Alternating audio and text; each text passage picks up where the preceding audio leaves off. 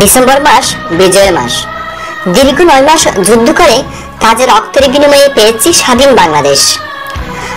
আমাদের জাতীয় পতাকার রং লাল সবুজে সাজানো হয়েছে দক্ষিণ চট্টগ্রামের সাতক্ষীরা উপজেলার কালিয়াস সরকারি প্রাথমিক বিদ্যালয়।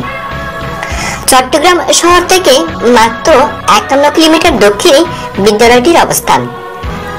এটি সাতকানিয়া উপজেলার এক অন্যতম বিদ্যানিকেতন। এলাকার কয়েকজন গুণী ব্যক্তি বিদ্যালয়টি 1932 সালে তৈরি করে। পরে 1973 সালে বিদ্যালয়টি পুনর্নির্মাণ হয়।